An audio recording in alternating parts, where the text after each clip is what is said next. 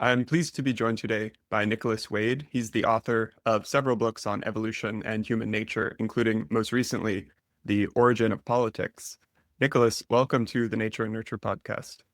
Thanks for your interest in my book. Yeah, it's a very ambitious and important and timely topic for understanding political polarization today, and also very fitting for our subject of nature and nurture. And yet, as you mentioned, political scientists historically have not given as much attention to evolutionary psychology. That's right. They ignore biology almost entirely, apart from conceding with a wave of a hand that the roots of politics must lie in human nature. They consider the subject no further. So they take no interest in genes, evolutionary psychology, which I think is a big mistake. But we've seen as the field of evolutionary psychology has developed over the last 50 years or so, how it's turned incredibly useful for explaining human behavior. Now, I wonder if some of the objection is it's a problem of scale, as in at the individual level, perhaps it's more relevant, but by the time you get to something as historically novel as organized systems and politics, then maybe people say, okay, evolution applies to things that we encountered in our ancestral environment, but what about politics is represented in our ancestral environment? It seems like such a novel invention. At its root, our politics are concerned with the same issues that have faced human societies since the very beginning. I mean, how do you defend a society best against its enemies? How do you distribute internal resources? Who holds power? All these are very ancient questions that are still with us. And I think that explains the otherwise very surprising finding that the political attitudes are to a significant extent inherited. It's also interesting seeing the psychological parallels in how we talk about international relations. People will say that one country is bullying another or being stubborn and so forth.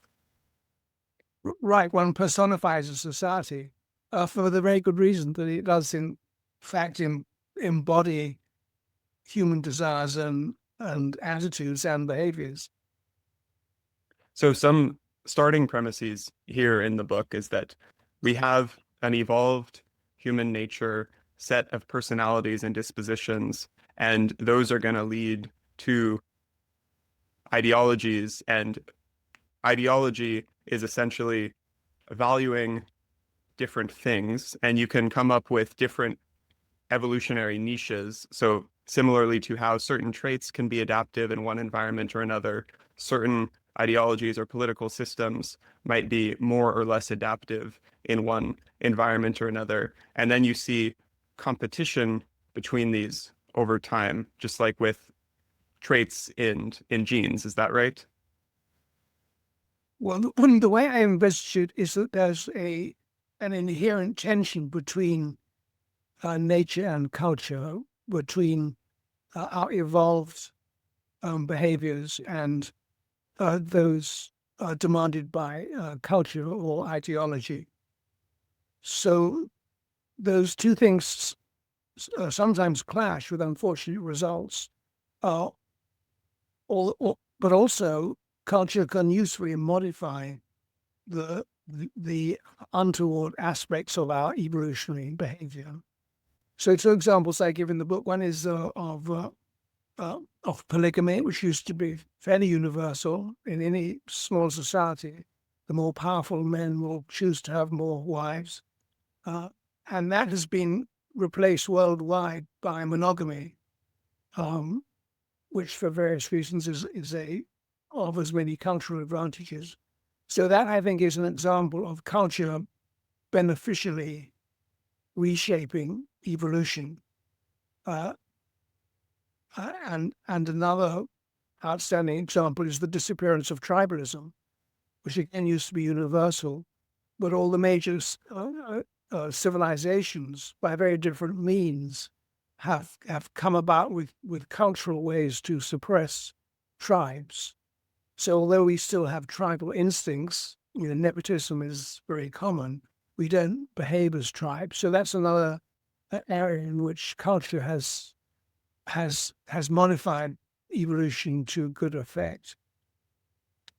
Nevertheless, culture can go too far and if you're remodeling a house, you want to be very careful not to bash through the walls that are bearing the load. So, we're in the same place with certain ideologies. For example, Marxism and its suggestion that the family should be abolished, which I think go too far in undermining the evolutionary structure of our societies. How does culture come to be its own independent selective force? It's interesting given that culture itself, you could argue, is a product of evolution. So to consider culture and evolution at odds with each other is a little bit strange. I think of culture as being an extension of our evolutionary behaviors, but it allows us to do things in a much sort of bigger scale than we could do unaided. But you can, but culture can sort of run away with itself and get so far ahead of evolution that that's how the two things come into conflict. Mm-hmm. Returning to the examples you gave, such as polygamy versus monogamy. So I guess monogamy isn't purely a new cultural invention, given that some species have pair bonding, and it seems like if those are the two extremes from complete polygyny to complete monogamous pair bonding, humans fall somewhere in the middle, but it's meaningful to say that in the last couple million years, compared to most other apes, which remain polygamous, we've developed more effective pair bonding. And then on top of that, culture enforces it more strongly than we would otherwise without social norms and institutions such as marriage. Yes, I think that's right. And pair bonding is a very significant way in which humans sort of deviate from the social structure of other apes. And as well, it's very important to our evolution. And then it has been enforced culturally by the institution of marriage, which is usually, marriage which can be both polygamous and monogamous. But that's the case of the two, of nature and culture, sort of acting together, I think, in the human case to reinforce a inbuilt human behavior. What about when the opposite happens? Because in this case, the cultural enforcement of monogamy, if we can call it that, it ultimately seems to be more adaptive, even in a long-term evolutionary view, in that you're having fewer people left without mates, which can destabilize society and introduce aggressive competition. Something very different, though, like China's one birth policy, which just completely seems to go against the evolutionary incentive for reproduction. Ultimately, it ended up reversing. So maybe the answer is that a few decades is a blip of time on evolutionary timescales. But it's surprising that something like that can remain culturally stable for any stretch of time at all. You mean something like China's birth policy? Yes. Yeah, it's extraordinary that it was so meekly accepted by Chinese, and it goes against the grain of all human behavior. There's a sort of fundamental theme, which is to reproduce, without which you have no continued existence. So I guess it shows what an authoritarian state can do, and it also shows how harmful ideology can be to the evolutionary principles on which human societies are based. Mm-hmm. Now, there's this theme of constant tension, like what goes too far beyond human nature that it would be impossible, and then what goes against human nature, but with enough social enforcement, it ends up stable. So you've made the argument that for something completely like abolishing a family structure, that's just untenable and unwise. But for something, at least temporarily, like allowing family structure, but restricting it to a particular size that ultimately wouldn't allow the population to continue to remain over time, that can be stable at least for a time. Well, I think my argument is that the evolutionary roots of our society are very important, but they are not absolute in that they can be modified to good effect, as in the case of monogamy superseding polygamy. But of course, if you take monogamy too far, as you say, toward the concept of a one-child family, obviously that is immensely destructive to a society's continued existence. Hmm. Now, another example you gave, tribalism. So some might argue that given the political polarization we see, especially exacerbated by social media, that we are in a very tribalistic time. And I know there's that innate impulse, but the group boundaries, what counts as the in-group or the out-group, what counts as your tribe, can shift over time. So is the argument that rather than viewing our tribe simply as those immediately surrounding us, like tribes of hunter-gatherers, 150 people or so who our ancestors would have evolved around, and anyone not in that immediate tribe is a stranger, now we've accepted the concept of stranger and we've abstracted group membership to something like nationality or race or religion? Yes, well, I think it's helpful to distinguish between the essential meaning of tribe, which is a sort of a group bound by kinship and other common values, and the somewhat sort of metaphorical way in which you're using our politically. One talks about politics as being tribalized, but that is a metaphorical sense of the word, I think. It's just that these are just sort of shifting cultural groups based on shared beliefs. They don't contain the essence of tribalism, which is sort of deep-rooted cohesion and sense of common community. Would that definition of tribalism still apply to religion and nationality? Well, I think what tribalism most usefully applies to is the nation state, given that and the nation state is the modern equivalent of or replacement of the tribe.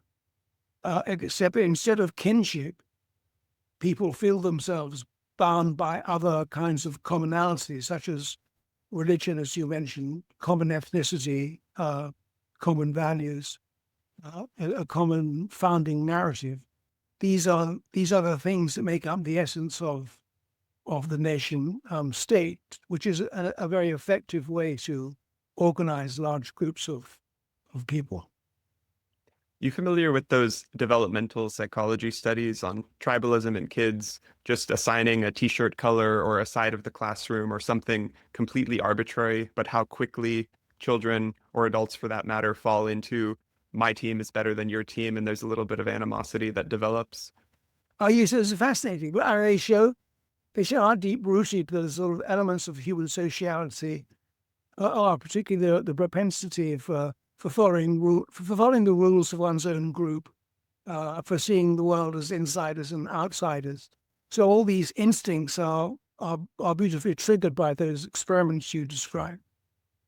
I've wondered if the tribalist propensity that we have, if it's kind of arbitrary to say the strength of those ties or boundaries, but the weaker the ties are, the weaker the animosity or the weaker sense of identity is. And then as you move up this metaphorical ladder, so something like t-shirt would be completely arbitrary in this classroom setting or study design. And then moving up from that, you might have sports teams, which people can get very passionate about, but in most cases, they're still same nation and have this deeper sense of group cohesion, even when there's a rivalry within that. And then move up a level beyond that, you have religiosity, which might transcend nations, but then religious wars might be even nastier than nation state wars.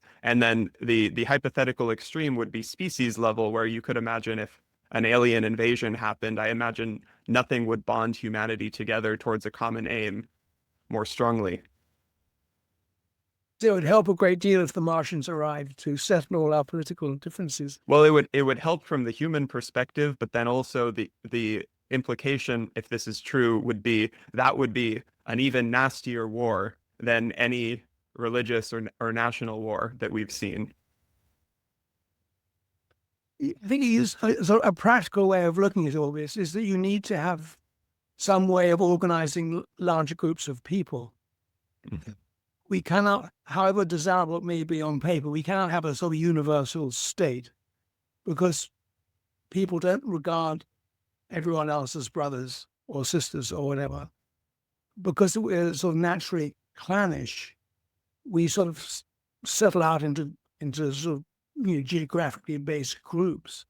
And I think the experience of history tells us that empires are okay and they can establish order and make different subgroups live in peace with each other. But empires have lots of downsides. And what has emerged, at least since the 19th century, is the idea that, well, the nation state is the best way to organize large groups. And especially when you can see the congruence I've just mentioned between the nation state and the tribe. So at that point, you have a very real practical entity, a sort of group of people who sort of organize themselves because they think of everyone belonging to that group as being the same nation. And that will bring with it both the advantages and disadvantages of the nation state. I mean, the advantages being you have internal cohesion and mutual respect and trust.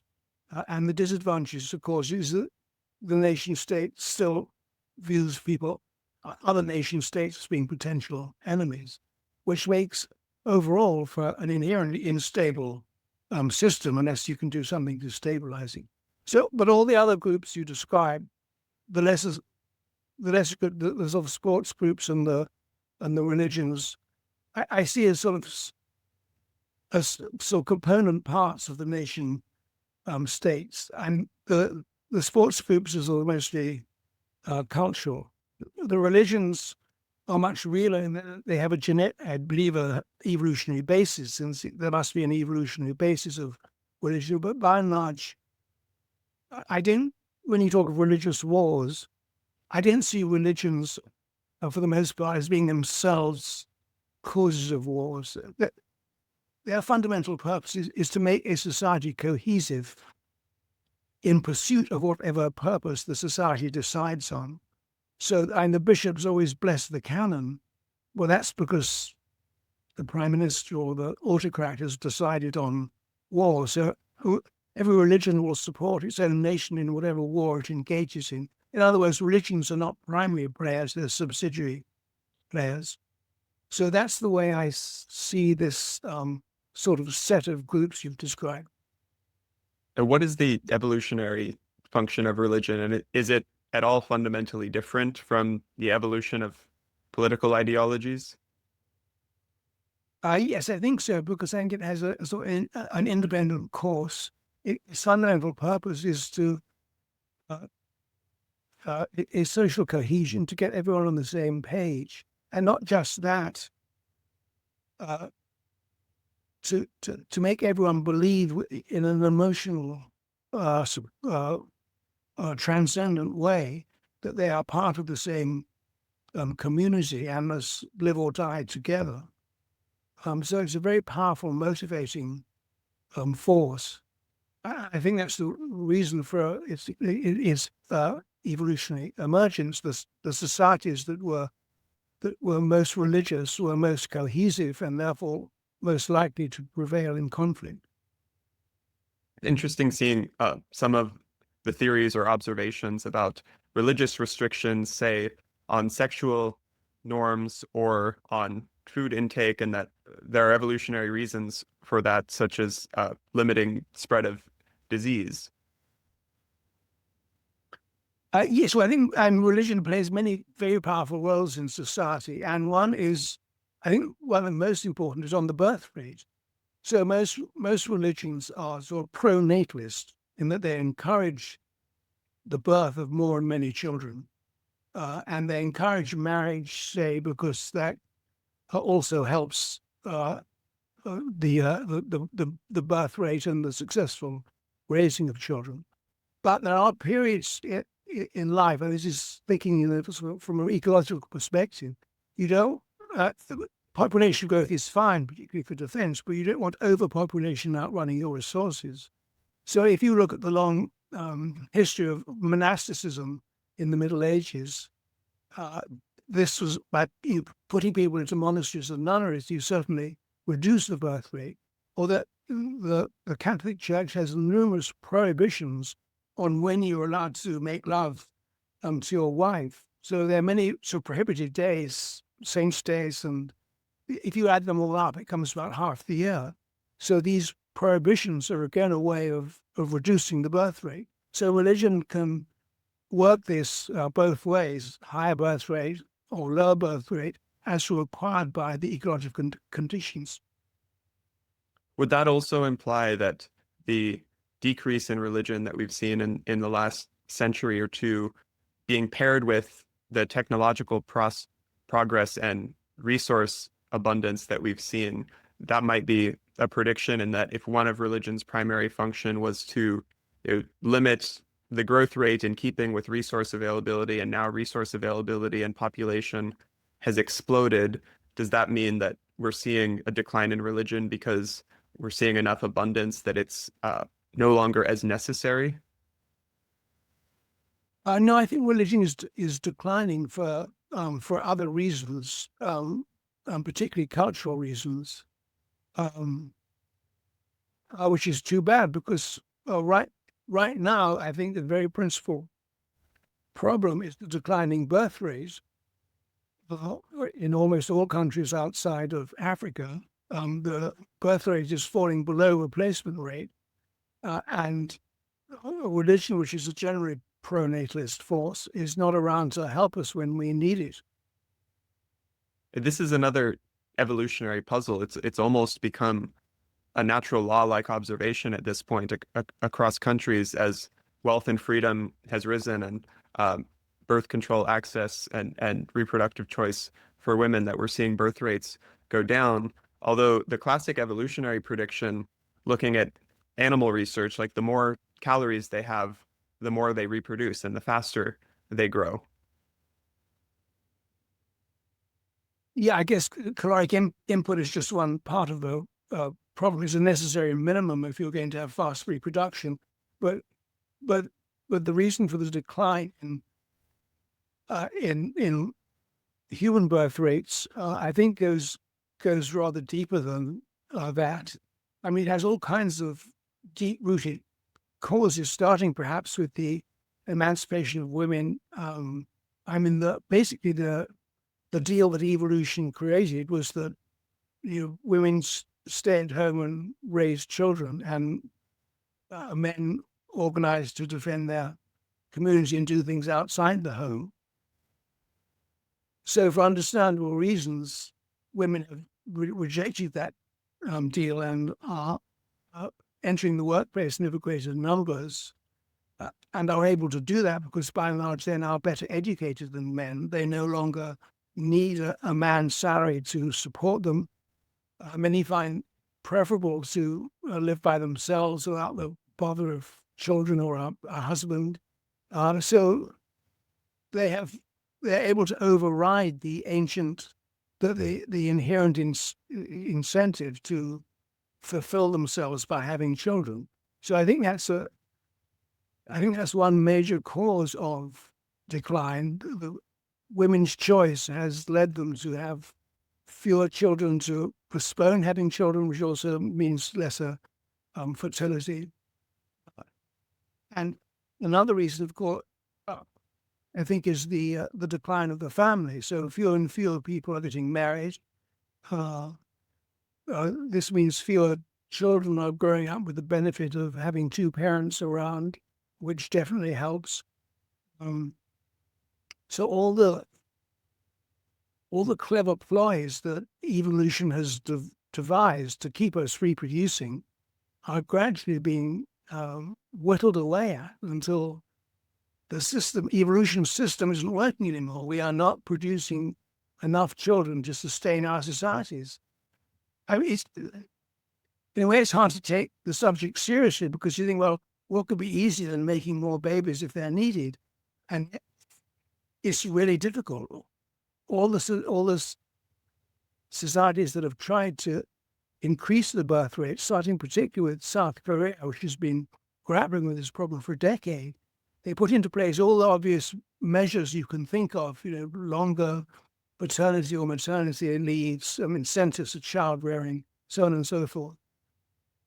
None of them have done a bit of good. So it's very hard to think of social interventions that will change the choices that women are now making.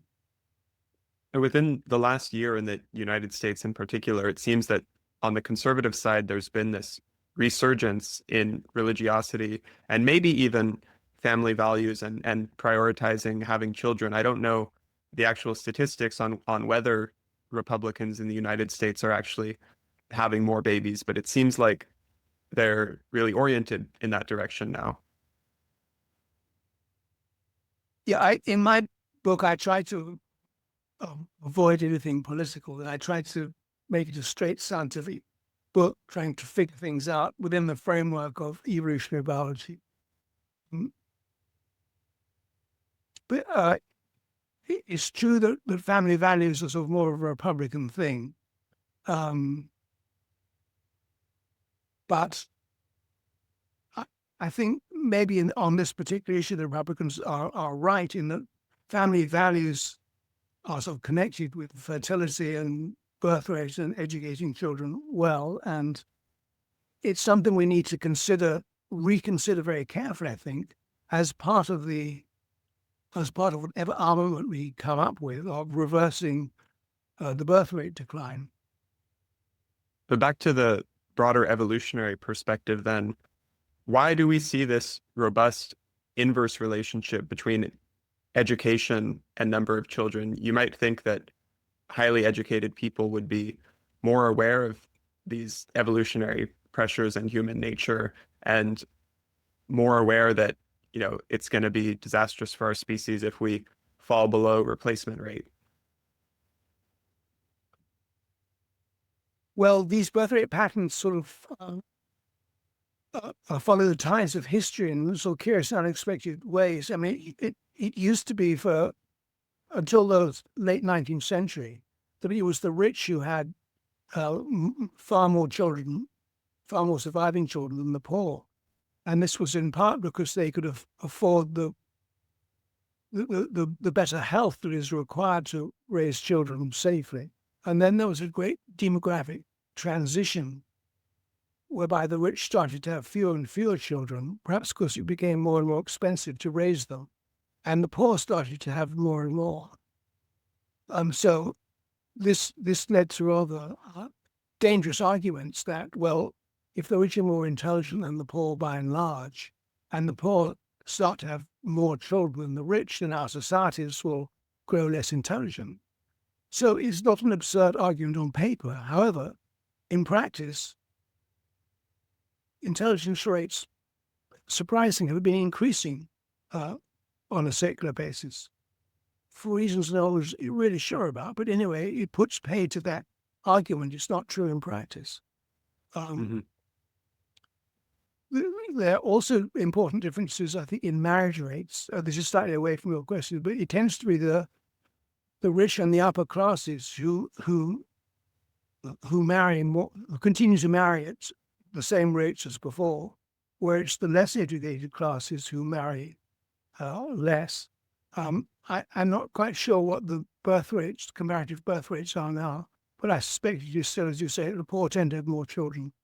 So all these are very, very complicated issues because having a child is a complicated decision. So I think they are very largely influenced by culture, and that is why they go adrift from what one might think is the evolutionary imperative. I can't help but coming to this kind of cynical conclusion. I hope it's wrong, which is it's implying that if once we have contraceptives, people aren't having as much children because, well, the main incentive for it was always just sex, and people were willing, and evolution was crafty enough to find that strong incentive. And now if you can have the pleasure without the responsibility, then it turns out that maybe people didn't want to have kids for their own sake at all to begin with. Like it sounds too antinatalist and too pessimistic. Is that right? Yes, I think you are right. It's too pessimistic. I mean, people have I, the pleasure of sex aside, and people have a deep yearning to have children. I think that's an inherent instinct. It can be overridden by culture, but basically, the human mind is designed to have and bring up children. That, after all, is the most sort of fundamental Darwinian imperative, to put surviving offspring into the next generation. Otherwise, your Darwinian fitness is zero. So then it's strange that it's declining. You might say because it's so expensive, but then we wouldn't observe this strange gap where it's wealthier people who have fewer. Well, it is strange it's declining, but it's because of all the cultural influences that affect people's choices, uh, and because of the changing role of the sexes, that women no longer stay at home but want to get out into the outside world that men by and large have made. Uh, uh, and therefore they have less time and inclination to raise children. All these, all these are cultural changes that take place within the framework that evolution has set and are not necessarily in accordance with it. Would you say part of that is the increasing concentration of our population that lives in cities, and at least speaking anecdotally throughout university and even afterwards, living in a city and working as most of my peers do, we really don't have much encounters with families and children. And when you do, maybe you're visiting home and or you encounter the rare child that you get to interact with closely, then a lot of people, especially women, are reminded that they're really cute and maybe have a short season of baby fever, but then you return to your city life and you're not really interacting with kids. So I wonder how much of it is just exposure or lack thereof, and that could easily turn into a snowball effect. Yeah, I think that could play a big role. People are very imitative and they will do what their fellows are doing. And certainly making babies is not the prime concern of undergraduates or graduates. But I think when they go out, people go out into the world after that, then you would think they become more aware of the fact that, well, I guess I was going to say that the purpose of life is to have children, but that's not, that's the Darwinian purpose of life. It's not the purpose that we think is the purpose of life. Mhm. But it's become more aware of, even if subconsciously, of Darwinian fundamentals. There are a lot of those Darwinian mismatches that you talk about, and that other evolutionary psychologists have talked about, especially things like with diet, how we've evolved this taste for high calorie, high sugar, high fat foods that were rare in ancestral environments, and now, if anything, it's counterproductive because people are overeating, or same thing, that we might have uh, evolved impulses to limit physical activity because in a survival environment, you can't avoid getting physical activity. And now, well, it turns out you can, and that's unhealthy. Yeah, I think that's right. And the genes just haven't caught up with the realities of our present day life. And I guess they will in time. I mean, if all of these people died out or didn't have children, then evolution would be able to catch up. But without some sort of fierce selective incentive, it's hard for it to do. So certainly I think the same is true with our political life. I mean, if you ask sort of what political environment are we adapted to exist in, I mean, it surely is the tribe that was sort of universal, say, up until a few thousand years ago. And so we adapted to living in small communities where we sort of know everyone, where we're related to people in one degree or another, where we're fiercely loyal to our own family unit or tribe and fiercely aggressive towards those outside that narrow circle. And we're probably very conservative in terms of innovation. We feel it right to sort of do things the way they've always been done. And that is the sort of the political mindset that evolution has shaped us for. So it's a great tribute, if you will, to our culture that we've managed to transcend those boundaries to such an amazing degree. And then we can now live in communities as well, 1 million strong, in relative harmony. We don't pull out our knife as soon as we see a stranger, which was probably our instinct when we lived in tribes. This is part of the problem between social media polarization, right? Because if we've evolved without really an understanding of stranger, then if you see even radical opinions online that are very non-representative of the average person, and then there's 100 of them, you get this false feeling of consensus, even if it's 100 out of 1 million, and then they all band together and create these echo chambers. Yeah, it's very difficult to deal with. I mean, this is a totally novel phenomenon. That used to be all our information was sort of filtered through the editors of newspapers or old-style legacy television shows. And now there's no editor. So you just have a raw look into the human mind. So I guess a lot then sort of depends on one's view of humanity. I mean, many people are not well educated. Many people, when they express themselves, are very sort of violent or they try to get attention through saying terrible things. So a lot of what is on social media is just, it's not just drivel, it's sort of dangerous drivel, sort of flash mob mentality. So I don't think we haven't yet learned how to sort of moderate or tame this sort of outburst of popular opinion. I hope we will in time, but I have no specific solution. Well, it's amazing how easily we adapt to some other aspects of it, like the fact that we're talking from a great distance, basically hallucinating each other on a screen, and yet I'm not really thinking about it. I wasn't until this moment. It's really that we're talking face to face and interacting like we know each other. Right. There's some aspects of, well, many aspects of modern technology that are wonderful. It's just that some of them are very difficult to handle. But if you look back at the way we handled nuclear technology, for example, and despite all the predictions that we're going to blow the world up, in fact, we've managed to handle it in a way that, well, so far we haven't done that. We've had no war between the nuclear powers. Nuclear weapons probably have suppressed a lot of minor wars that otherwise would have taken place, like between India and Pakistan, say.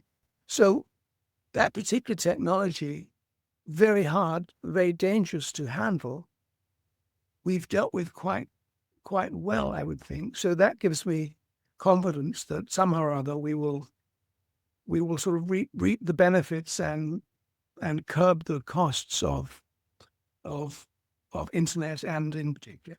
Right? And mutually assured destruction, it makes a lot of sense from a game theory perspective, but is that something that has any evolutionary parallels? Was that sort of something predictable for us to discover, or was it just a huge fortunate gamble that it turned out that weapons of mass destruction might have made us safer? I think that was a gamble, but I think a related point to do with the relations between states or tribes or nation states is that these as I said before, are basically an unstable situation, since if any one nation state grows in strength, even by something minor like an increase in population, that will be perceived as threatening by the other states, who will often decide their best policies to preemptively attack the emerging state. So the only way you can reduce this danger is, I think, by another modification of our evolutionary behavior, such as was successful in polygamy and in tribalism, and that is to have some overarching international system, the Westphalian system it's often called, whereby everyone agrees to sort of rough set of rules, and you have a sort of you have some way of enforcing the rules. So this, in essence, is, I think, has been the sort of long-term pattern in history, which you can trace from the Westphalian system of the late 17th century to the Napoleonic order, if you wish, succeeded by the Congress of Vienna that kept the peace for another century, followed by the Pax Britannica, which itself succeeded to the Pax Americana. So Americans hate to have their nation described as the policeman of the world. Fine, but you need some sort of heavyweight to keep order in an international system, which up until this time the US has provided, and I think is still the only candidate to provide. And it goes against our inherent evolutionary nature to have someone suppressing war between states, because I think war between states, as Hobbes said, is the natural condition of humankind. But here is a very useful modification, even though it comes with lots of costs and disagreement, whereby you have one superpower that keeps some kind of rough order among the others. That reminds me of this other evolutionary concept of dominance hierarchy or pecking order, where a lot of species have escalatory signals of threat, like they'll start growling, the fur will puff up, and often to signal to one to back down, and often they do, and just look at those big canines or look at the big body size and think, okay, all right, you're probably going to win. It's going to harm both of us to fight. And often the subordinate will just agree to that subordinate role. It's almost a flavor of mutually assured destruction. Yes, that's a very good analogy, I think. And you certainly see that within chimpanzee societies which have a dominant hierarchy based entirely on the threat of physical force.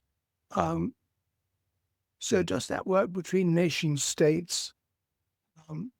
It probably does. I mean, history tells you how often the leaders of nations will make terrible miscalculations and start wars that end in defeat. But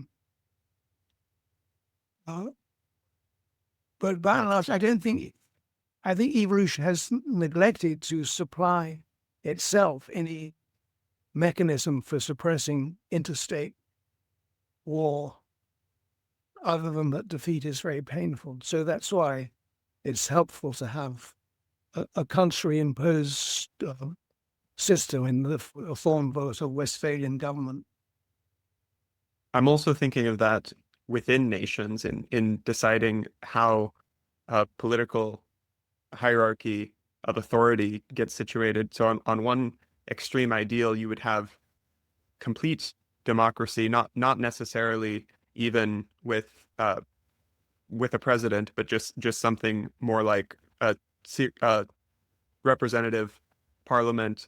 And then there also seems to be this strange hunger for leadership, which must be evolved. Even looking historically, how many people would argue in favor of monarchy, even when democracy was on the table. And I wonder if that's some extension of not just tribalism, but this recognition of hierarchies of power or competence. Like if you're thinking about who to entrust in a leadership position, like for hunter-gatherers, for example, it's often the best hunter who gets elected to be chief. And I wonder if that's an extension of why we see that this type of political authority ranking is basically inevitable. And then on top of that, you also talk about kin selection and nepotism. So we see that it's not a pure meritocracy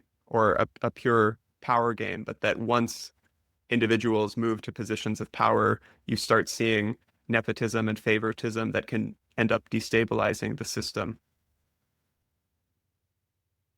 Well, there are a lot of complicated issues there.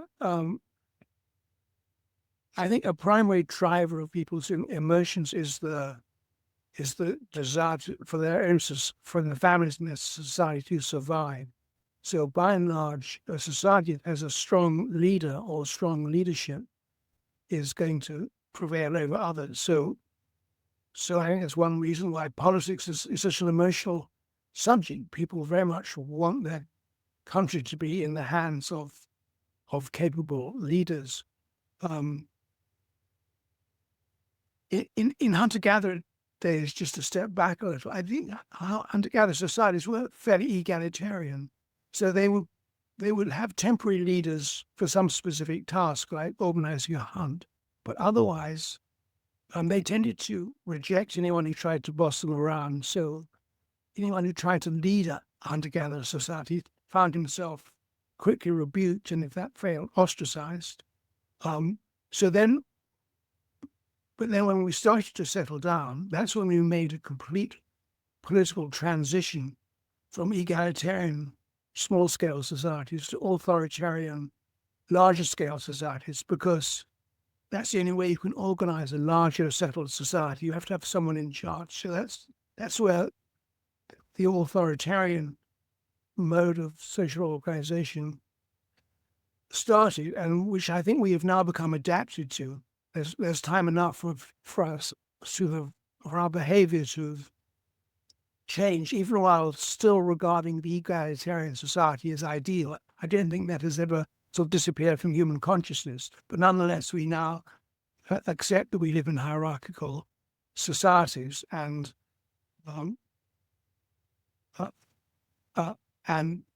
of course, these hierarchical societies now give men the incentive to lead, because the reward of leadership is more women and therefore more surviving progeny, and all that is very Darwinian.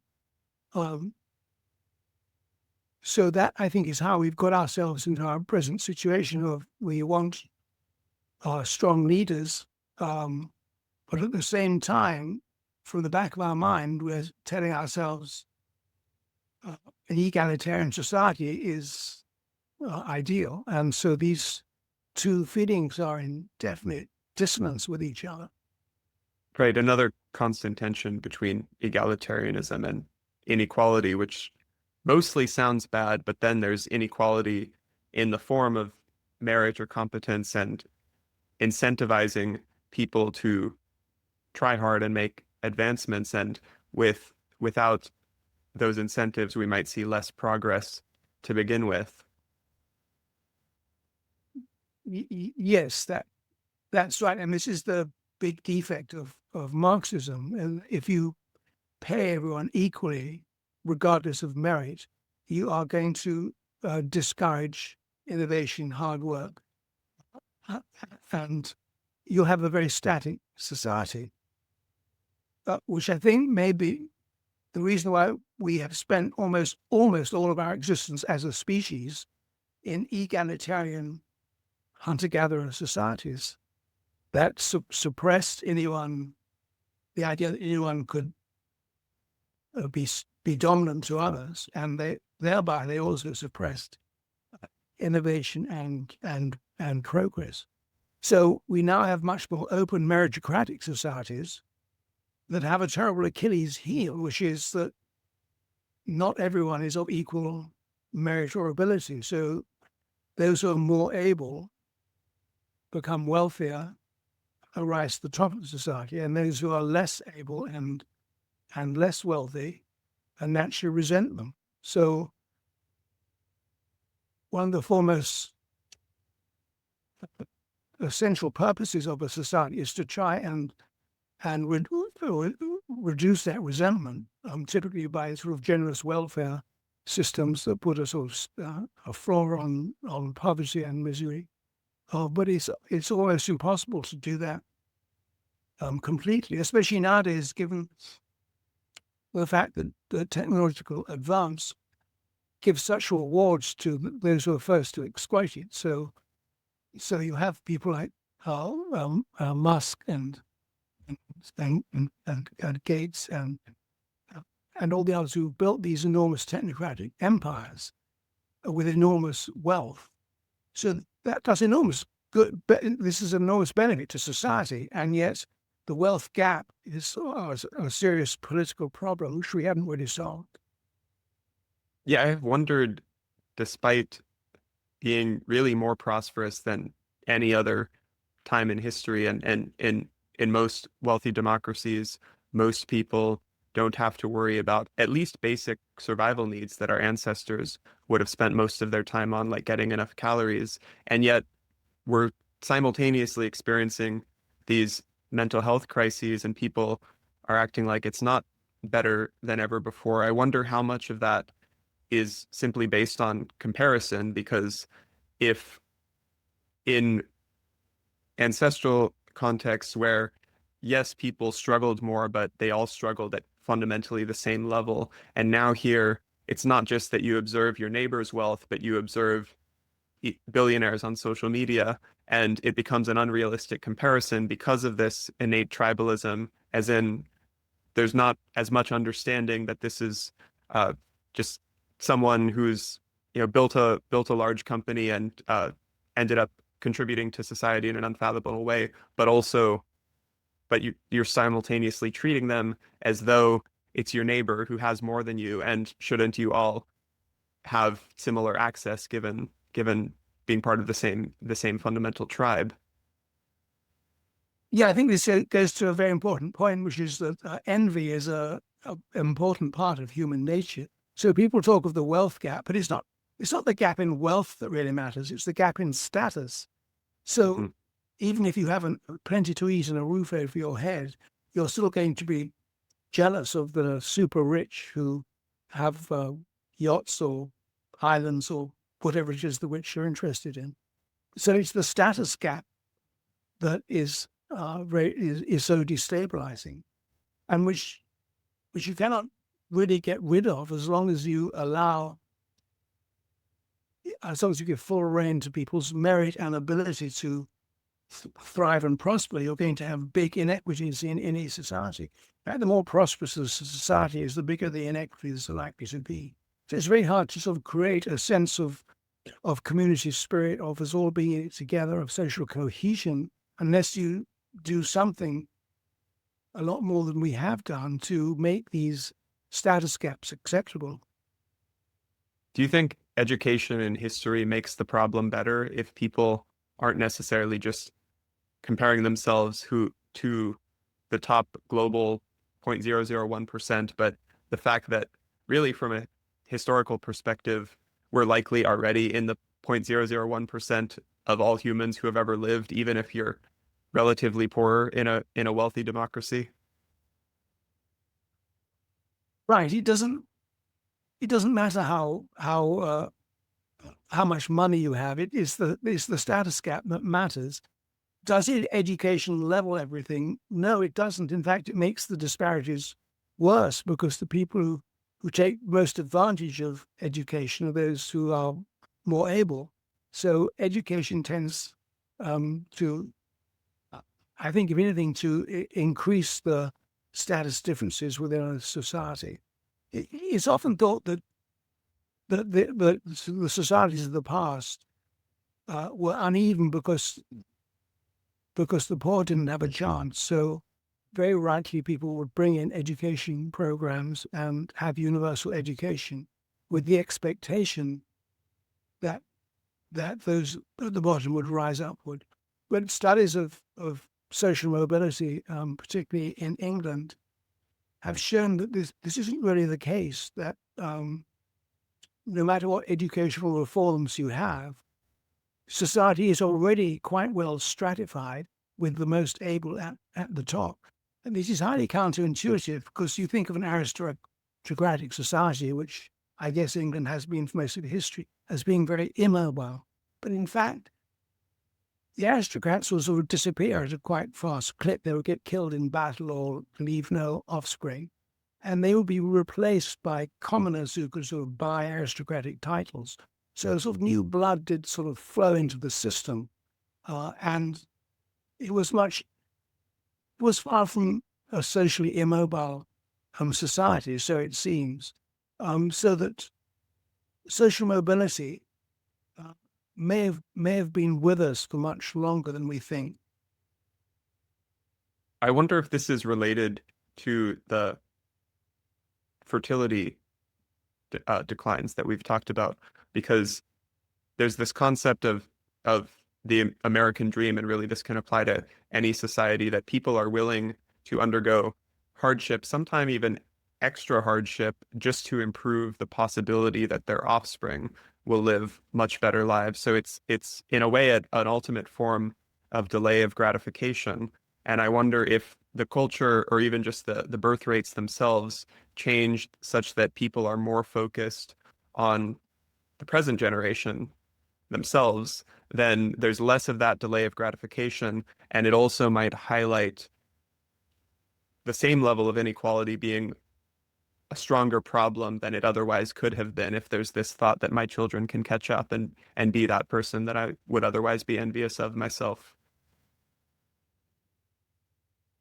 I think it's very important for any society to sort of offer the promise that if you work hard, you can rise in social mobility, or if you can't, your children can. So I think this has been fundamental to the American ethos ever since its foundation. So has that process been attenuated as people become more self-centered? I don't know. It's a very interesting question. I hear that a lot in some of the resentment in our political discourse, as in today's younger generation are among the first in American history to arguably be worse off than their parents. It depends on how you're measuring better or worse off. Certainly with regard to housing, it may be more unachievable. But then again, when you think of the price of food and technology and overall time spent having to labor to meet basic needs, again, comparing ultimately to our ancestors who would have had to spend most of their time doing that with minimal leisure, it seems like we're better off. But I find myself as a young person with interest in that evolutionary historical perspective being somewhat the outlier, or sometimes accused of being naively optimistic. And I wonder what's behind that. Well, you're right. We're certainly far better off in material terms than our ancestors have been. I think the problem is we're not better off in status terms. I mean, we may be worse off in status terms because these inequalities with the internet and other forms of communication are much more sort of visible. Well, status is by definition relative, right? So you could be objectively better off. Like if you get $100 for free, but everyone around you gets $1,000, now you're relatively poorer than you were. So are you happy or are you upset? And I've seen plenty of argument from evolutionary and moral psychologists go back and forth about this one.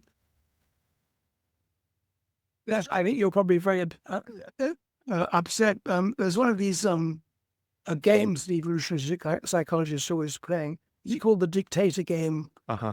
How you divide something. So when people consider that the prize is being divided unfairly, instead of accepting the lesser division, they refuse to accept anything at all, which clearly is against their interests, one might think. But it's the power of envy and the desire to punish people who violate rules that overwhelms the immediate concern. It was interesting the first time I learned about that, because the classic behavioral economist perspective is they're being irrational.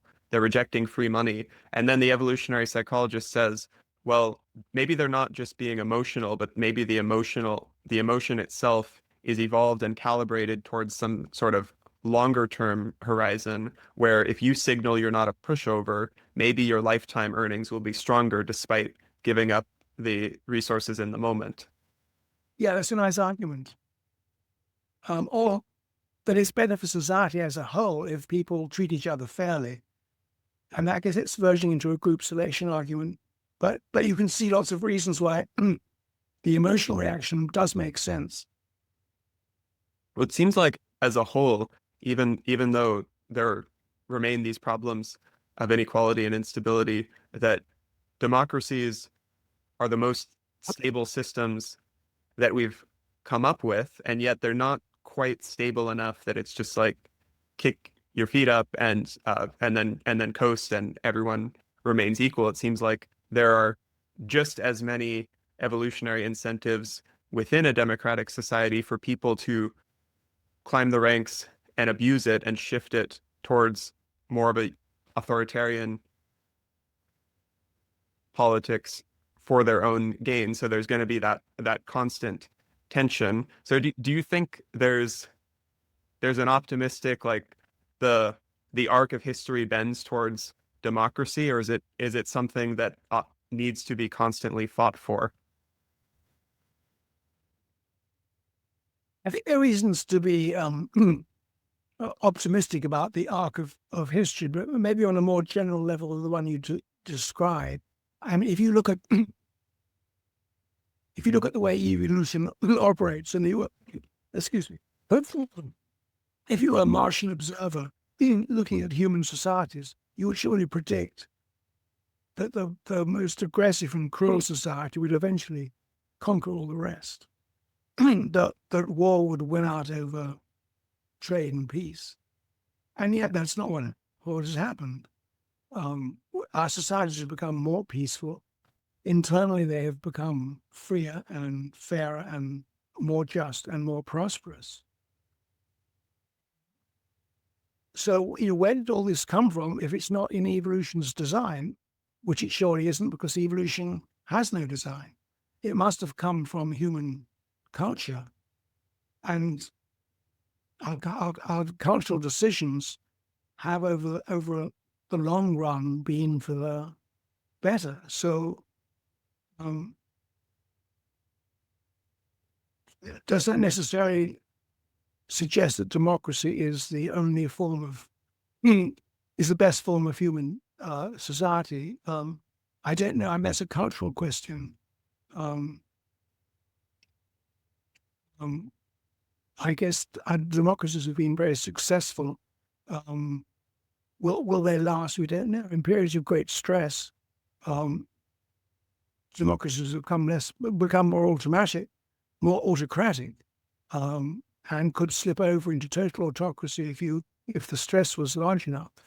So I think, yes, we have to sort of try hard every day to preserve democracy. It's not something that we can take for granted. So evolution itself has no telos, but it's interesting to see from game theorists how sometimes you get emergent morality, like with tit for tat in a simple trading game where cooperation ends up being better off in the long run.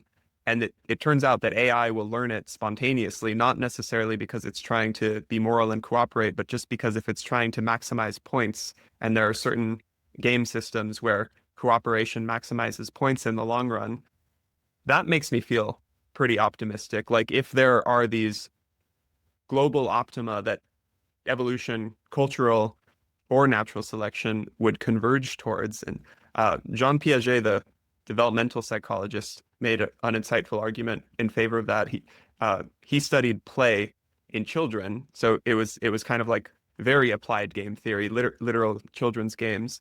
And the argument was systems tend to be more stable when there's less conflict and more cooperation, not even in this moralistic way of because cooperation is good, but simply because it's very costly energetically to fight.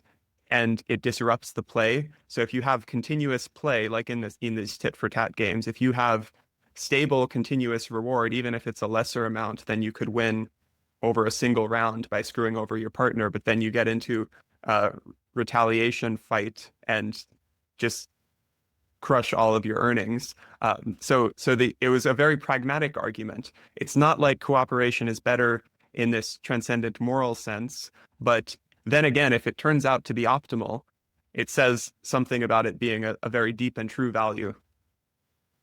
It does.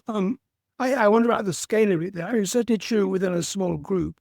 The way you know everyone, have to interact with them every day. But maybe the strength of the argument sort of weakens as you look at progressively larger groups. It doesn't necessarily mean that the two nations are going to cooperate for the same reasons, because they have very different, may have very different interests. Right. I wonder if it might scale better with nations, since after all, they still have reputations and have to keep each other in check. But worst of all, for anonymous social media users online, where it's really just one-off psychopathic interactions, and it's not like you can say something nasty that you'd never say in person, because it would just ruin your reputation. If there's no reputation, that could explain a lot of the hostility we see online. Oh, I think it's a great point. Yeah. Would you argue for banning anonymous comments on the internet? Yeah, I think there's been some push for that, but then there's another scary trade-off, which is, well, to make it non-anonymous, you have to sign up and give information, and especially if it's like a big company that could track your data, then there's downsides to that. You want to be anonymous in certain cases. Right. Well, maybe there's a fix for it. You could request anonymity from some branch of Twitter or whatever it is, and see if it were granted to you. But I don't. Yeah. Thank you, Nicholas. Is there anything else in the origin of politics, or even elsewhere in your writing and thinking that we haven't covered that you'd like to before we close? I think we covered everything pretty well, almost the entire universe. Thank you for your very good questions. Thank you, Nicholas, and be sure to check out The Origin of Politics. Thank you for your time. Thanks a lot.